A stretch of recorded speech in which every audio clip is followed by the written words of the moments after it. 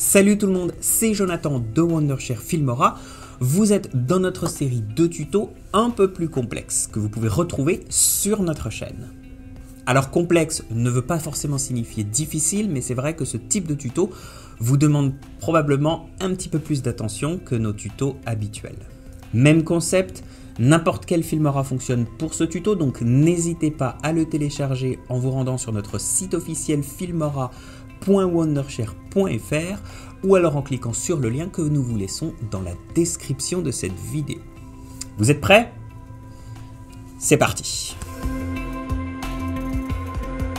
Alors, on va déposer le texte par défaut dans la timeline. On modifie la typo pour quelque chose de gras. Ensuite, on entre notre texte. Dans le panneau des paramètres avancés, on modifie le type de remplissage pour dégradé de remplissage et on choisit des couleurs à notre goût.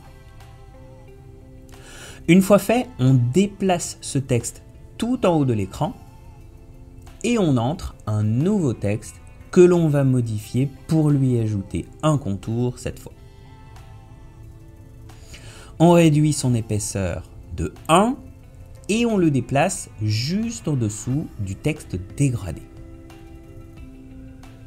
Une fois que vous avez fait ça, faites un imprimé écran au format PNG du résultat. Glissez ensuite cet imprimé écran dans la piste 2 de la timeline et répétez le processus jusqu'à ce que l'écran soit rempli verticalement.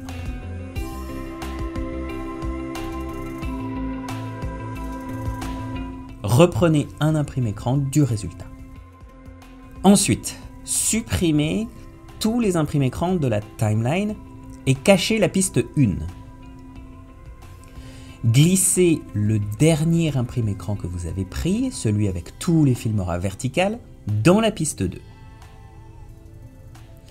Diminuez son échelle de 50% et déplacez le résultat vers le haut. Copiez-le dans la piste 3 pour recréer une colonne de Filmora verticale. On va reprendre un imprimé écran. Alors comme précédemment, on va supprimer les imprimés écrans précédents de la timeline pour y ajouter seulement le dernier que l'on a pris, donc celui dans la piste 2. On va le faire durer 10 secondes et augmenter son échelle de 220%. Dans les options d'image section basique, on va utiliser les images clés pour faire défiler le texte. Donc, avec la tête de lecture, tout au début du clip, on va ajouter une image clé et modifier la position Y de l'axe des ordonnées du texte pour que le O se retrouve en haut de l'image. On se rend ensuite à la fin des 10 secondes et juste en modifiant la valeur Y pour que le bas du groupe de texte se retrouve en bas de l'image, vous verrez qu'une nouvelle image clé se sera créée automatiquement. En rejoignant la scène, vous verrez que le défilement s'opère bien correctement. Une fois fait, exportez le résultat.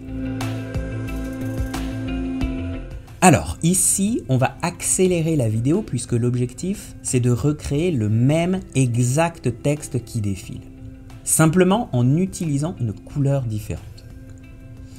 Donc les étapes sont exactement les mêmes, n'hésitez pas à reprendre la vidéo depuis le début du tuto si vous souhaitez revoir les étapes. Donc une fois que vous avez votre second texte exporté, vous allez importer les deux clips de texte qui défilent dans votre bibliothèque média.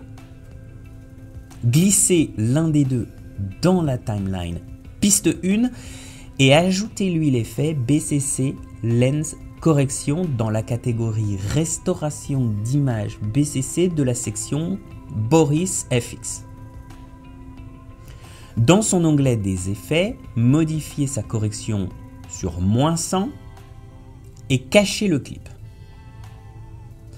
On va maintenant ajouter le second clip dans la timeline et de même lui ajouter l'effet BCC Lens Correction. Mais cette fois, on va modifier ses paramètres pour une correction à 5 et une perspective verticale à 50. Ajoutez enfin l'échelle X de manière à obtenir un bel effet de fuite. En retournant dans l'onglet Basique de la section Vidéo, on ajuste l'axe des Y sur 590. Une fois fait, on va copier et coller ce clip dans la piste 3 et une fois de plus, en ouvrant le panneau des paramètres de l'effet, on va cette fois modifier la perspective verticale pour moins 45. De même, de retour dans l'onglet vidéo basique, on va modifier la position de l'axe des ordonnées, l'axe Y, pour moins 550. Donc ça, c'est de manière à ce qu'il se retrouve en bas. On réaffiche ensuite la piste 1 et on y effectue les ajustages de perspective si nécessaire, bien évidemment. Bon, on va maintenant ajouter un effet d'ombre aux pistes 2 et 3 pour rendre le tout un peu plus crédible. Vous trouverez toutes les options d'ombre portée dans l'onglet Basique. Il vous suffira de choisir la couleur noire et de jouer avec l'angle, la distance, le flou et l'opacité pour produire un rendu convaincant.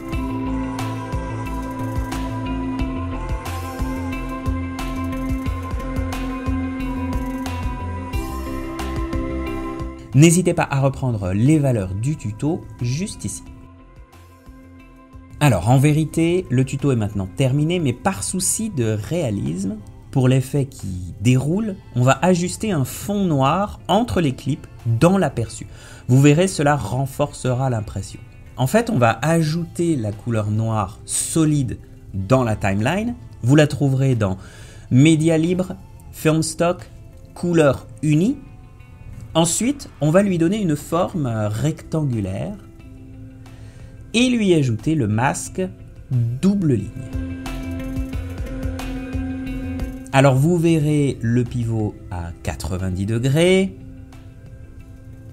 la largeur à 20% à peu près, et l'intensité de flou à 28%. N'hésitez pas bien évidemment à reprendre ces paramètres. Dans Basique, maintenant, on va le placer entre le clip du haut et celui du milieu.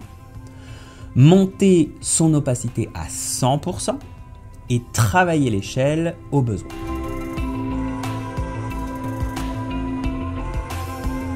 Une fois fait, on va simplement le copier et le coller dans la piste du dessus. L'idée ici, c'est de le déplacer pour couvrir la section entre le clip du bas et celui du milieu. Voilà, faites un rendu une fois fait.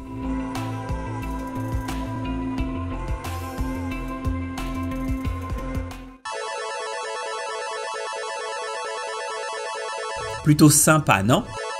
Merci d'avoir regardé cette vidéo jusqu'au bout. Alors évidemment, n'hésitez pas à reprendre le tuto pas à pas si vous êtes en train de le reproduire pour un de vos projets.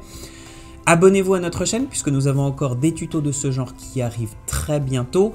Et si vous aimez ce genre de tuto un peu complexe, n'hésitez pas à nous laisser un j'aime. En tout cas, restez créatifs. Moi, je vous retrouve dans les commentaires.